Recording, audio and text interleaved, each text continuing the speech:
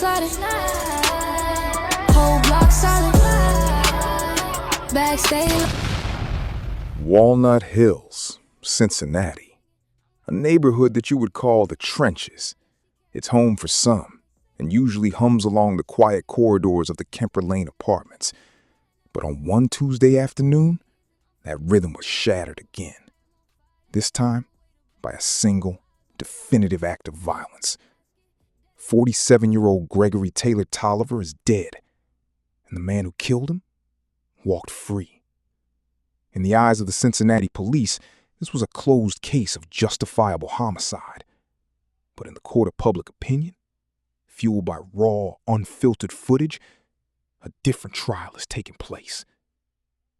This is an exploration of the thin, often invisible line between a desperate act of survival and a calculated act of murder. To understand why no charges were filed, we have to look at the law through the lens of the person who pulled the trigger. Under Ohio's Stand Your Ground statutes, the burden of proof is shifted. A person no longer has a duty to retreat before using lethal force if they believe they are in imminent danger. Look at the footage. We see Taylor Tolliver, shirtless and aggressive, initiating the confrontation. We see the tackle, a high-intensity physical assault that pins the shooter to the pavement. As Miss Jones, a witness to the scene, observed, old dude forced his hand. From this perspective, the shooter wasn't looking for a fight. The fight found him. Every punch thrown while he was pinned was a justification for the weapon he drew. In those chaotic seconds, the law doesn't ask for a perfect response. It asks for a reasonable one. And the authorities decided that fearing for his life was, in that moment, entirely reasonable. But the law isn't just about statutes and courtroom walls. Let's see what somebody from the Navy had to say.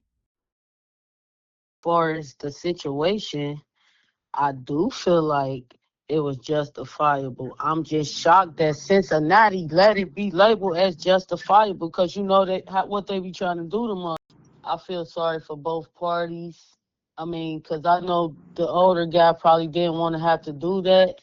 But, I mean, old dude forced his hand. What can I say? I would have did the same thing if I was in that situation. She says he was forced. But for the city, it wasn't that simple. The legal aftermath, it was just as cold as the street itself. Right after the shots rang out, the shooter was in cuffs, handcuffed, processed, and booked, facing a murder charge that could have ended his life right there. For a minute, it looked like the system was actually going to side with the streets. But when the prosecutor's office sat down and really looked at every single frame of this tape, the whole narrative shifted. They saw the panic. They saw the struggle. They saw a man pushed to his breaking point. In the end, the cuffs came off. The charges dropped. The man went back to his life. But Taylor Tolliver's family, they're just left with a void that the law can't fill.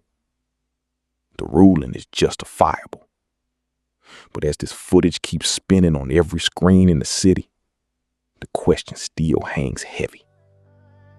Did the system protect a victim? Or did it just give a man a pass to kill? In Walnut Hills, that line is still as thin as the edge of a blade.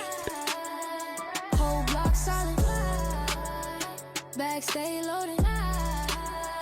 She can stay piling, striking and pinging. I'm riding with a bad chick, baby in designer. She carry around a wagon. They say I'm always sipping, trying to kick the habits. Sad from the sadness, mad now we married. 200 for no reason. I'm flying in some fashion. Fire on fire, smoke away the bad trips. Eyes on a profit, bread in a basket. Death if you acting, they'll lift your casket.